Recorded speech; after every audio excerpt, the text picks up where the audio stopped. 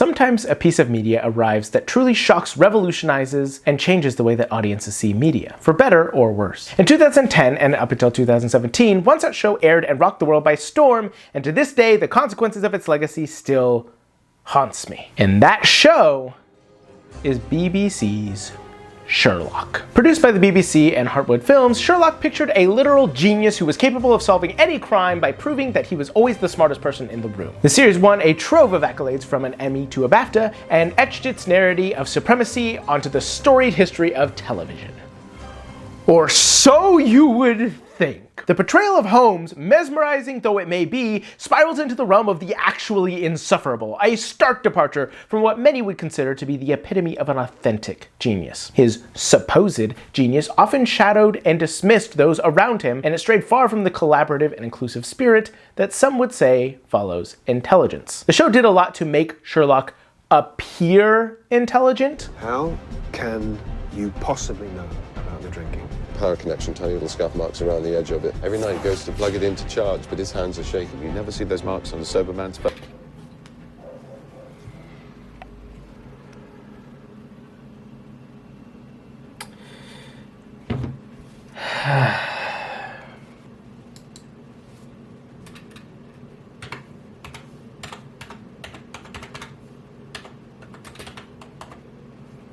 But the truth is, the show attempts from time to time to make one single statement. If you're the smartest person in the room, you're allowed to treat everybody else like dog shit. And that is truly one of the largest issues that I end up seeing with anybody who tries to create highly intelligent characters. An individual whose main character trait is intelligence, at least when it comes to collaborative storytelling, seems to often be taken in two different directions, from my experience. A, the intelligent individual feels the need to put all the other characters in the story down for not being as knowledgeable as they are, or the intelligent individual ends up becoming a repository for all necessary exposition and does not manage to contribute anything meaningful to the narrative otherwise. Because the truth is, intelligence is difficult to fake. So with that being said, and the knowledge that intelligent characters, genius characters, can oftentimes be difficult to roleplay, how do you go about it? Well, the first thing you have to do is identify exactly what causes problems so that you are capable of jumping over those hurdles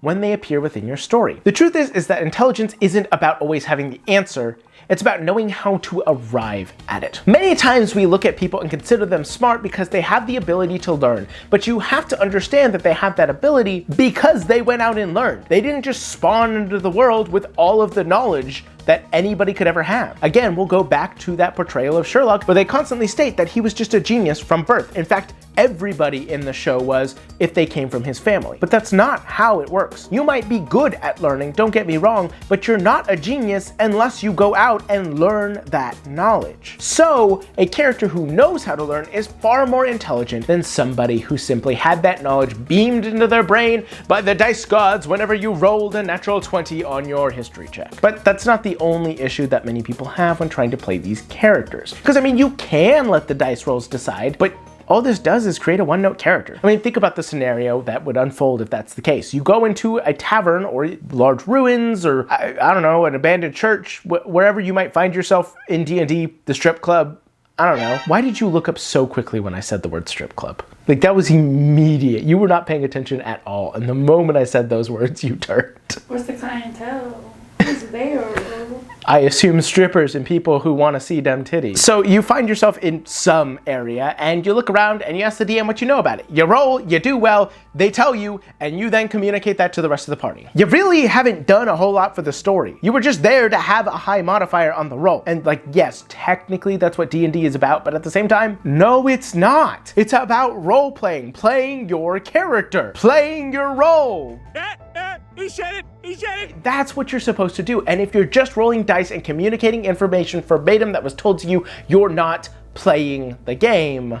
You're just rolling dice. And yes, I truly believe there is a difference, though some may disagree. Now, with that in mind, the first thing that you might ask yourself is, how do you make your character intelligent? I mean, if just rolling and communicating that information does not communicate how smart your character is, well, then what do you do? Well, the problem is that the easiest way to attempt to fake intelligence is not to in yourself be intelligent. Instead, it is to make everybody else feel less so. And honestly, in some ways, this makes sense. If you consider it like you want to feel like you're smartest, then all you have to do is contrast what you have compared to everybody else. If they don't know something, make them feel like they should have known it. Therefore, you are the smart one. You are the intelligent one.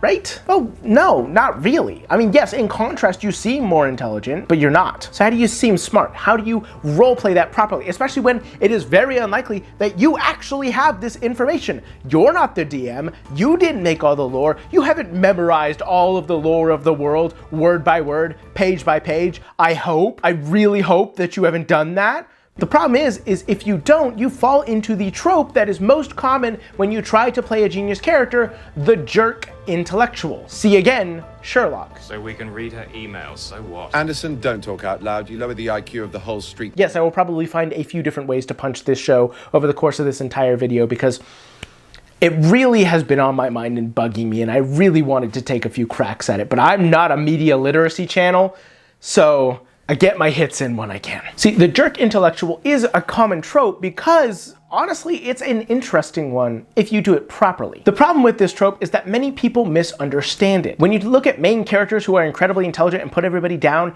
there's a select subset of people in the world that are going to look at that character and idolize them. Think that because they're that smart and that much of a jerk, they are therefore the alpha male or sigma male or some other third secretly undiscovered male, because boy, do people keep discovering different types of males that apparently exist, despite it being based on a system that has been scientifically disproven. Either way, it is something that some people look up to and miss the point of. But a jerk intellectual is a fascinating character because it is often used to mask intense insecurity. Yes, they might have a lot of knowledge, but they know that they lack in other areas, whether it is social awareness, whether it is in emotional connection and emotional intelligence, or whether it is just in richness of life. Those who have more knowledge tend to look at life in a far more pessimistic way. And so they become jerks, they become rude because they mask their own insecurity by putting forth that wall. That is, without a doubt, a fascinating look at this type of archetype of character. Unfortunately, it's just too easy to look past it and consider those walls that people put up as, you know, something to look up towards, because it's really not. It's sad. And so while yes, it is fine for you to take your character in this way and to follow this trope, it is very easy to accidentally miss the point of it. So if you're going to do so, please make sure that you're doing it properly. But then of course there's the other end of the spectrum. I mean, if you really do know this much, if you are so much more superior than anybody else in your knowledge, is it wrong to act superior? If you know that much, if you are that intelligent, if you are that important, why wouldn't you act above everybody else? I mean, those are easy questions to ask yourself, but the truth is they really bypass the entire importance of intelligence in the first place, of knowing, of learning.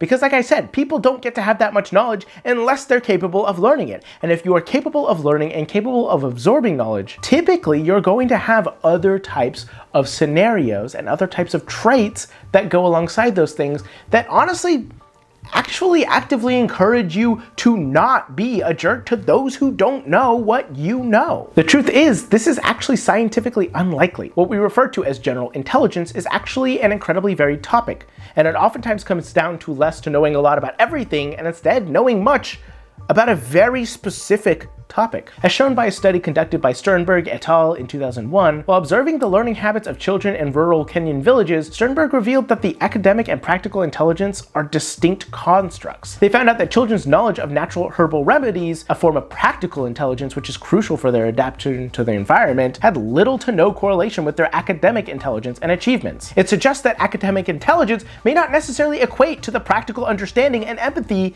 in real-world contexts. So to put this into TLDR terms, while TTRPGs have a tendency to lump all knowledge under one or two stats, such as intelligence, knowledge, or otherwise, the truth is, the more you learn about the world, the more you realize how little you're going to be able to understand in your lifetime. As a famous quote from renowned intellectual Albert Einstein goes, "The more that I learn, the more that I realize how much I don't know." Now, does all this go to say that your intelligent characters can't be a jerk? Well, no, of course not. That would be silly. That's why I mentioned earlier that it's a very viable trope to go into. However, it does certainly go to show that they don't have to be a stingy grump to everyone around them. In fact, there's a lot of basis to show why that wouldn't be. You can, of course, lean on the idea of your genius character being so rude because they know enough about the world to be constantly afraid of it. And you know what? I think that's actually a really interesting and fair way to go about it. So I would encourage that. But at the same time, it's more about understanding the motives behind the behavior that makes your character compelling. Isn't it? Now, honestly, diving into playing complex characters like geniuses requires more than just mental agility. It demands sustained energy and focus. At this point, I was supposed to go into a plug for our affiliate for today, but I forgot to grab the cup. So... G Fuel! G Fuel, I'll be back. He really likes you guys, so y'all should like, comment, subscribe. Literally, like, he works a full-time job and then just like comes back and spends like 20 plus hours a week working on content. So no peer pressure, but if you like him, if you like Jay, you should do the whole, yeah, you should show your appreciation.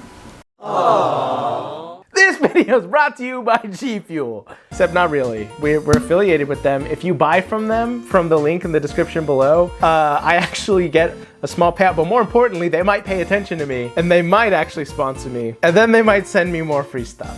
Literally, we got a package from G Fuel. This is a true story. We got a package from G Fuel with cans, and literally this started like a whole new addiction for Jay. Jay has never liked energy drinks before, and G Fuel is the only one that he hasn't had that reaction to, and he's like genuinely enjoyed. And this man, every time we're at the grocery store, he's like, hey, do we have enough in the grocery budget for like some G Fuel for you? Like, do you think I could get some? Anyway, thanks for coming to my TED Talk. Thanks for doing the sponsored segment, babe.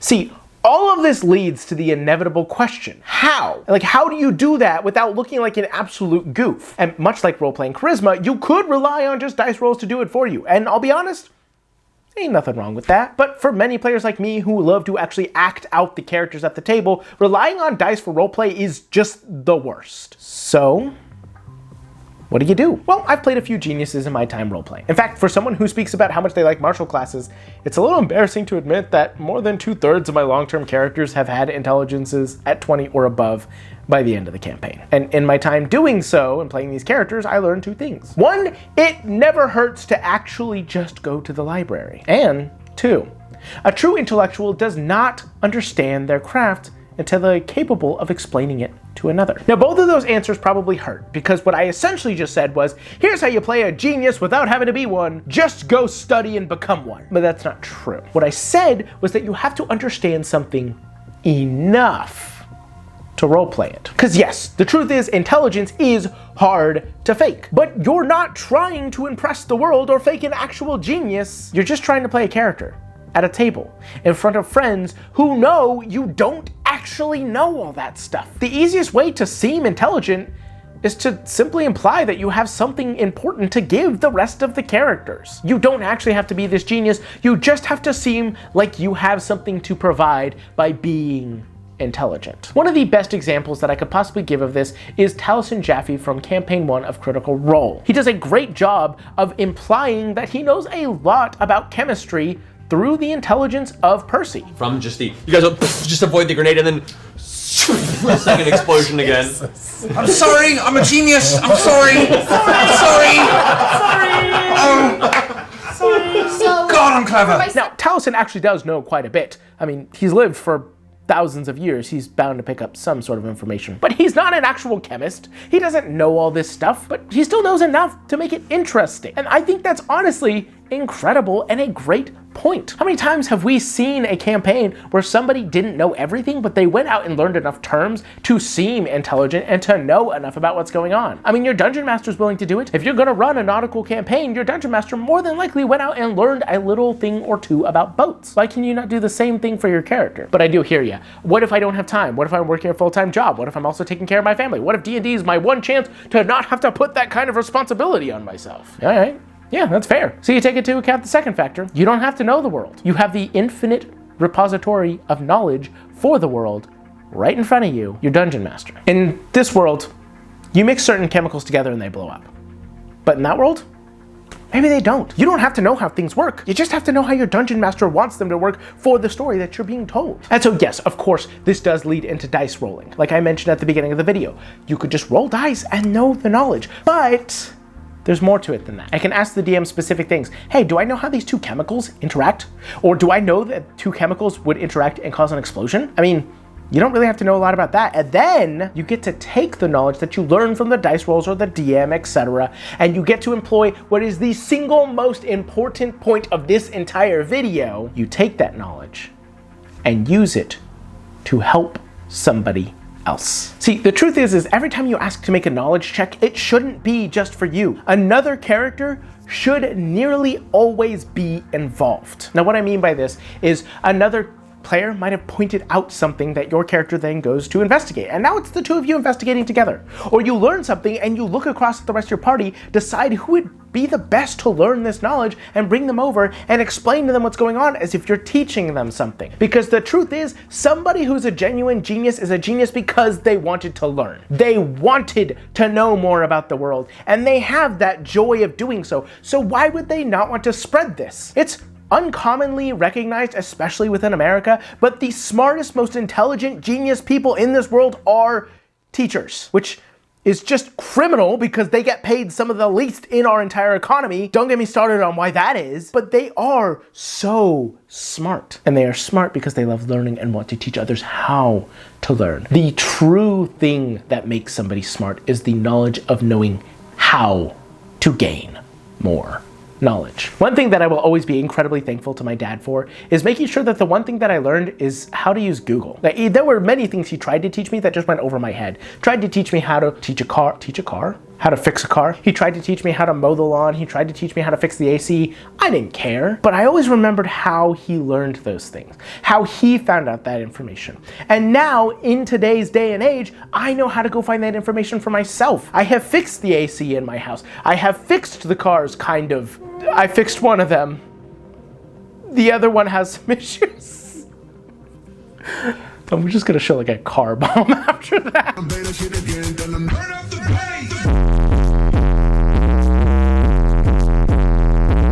I have learned how to fix walls. I have learned how to fix lighting. And a lot of it has come from learning from my wife, who knew how to do these things, because she did a lot of this stuff in her childhood. But not because of my parents, though. I'm not giving them any credit, sorry. No, it was just because, yeah, you had to. But the point was, we're both people who know how to go find knowledge. That is truly the most impressive thing about having intelligence. And so a character in these games should want to express that knowledge to others. It doesn't have to be in a familial teacher way. They could be a jerk about it, but they still do want people to know more about the world. And that is, I think, the most entertaining portion of playing these types of high intelligence characters. So I'd encourage you to go out and do so, and learn that maybe there's more for you to learn in the world. And that's not a bad thing. It means there's always something that's there for you.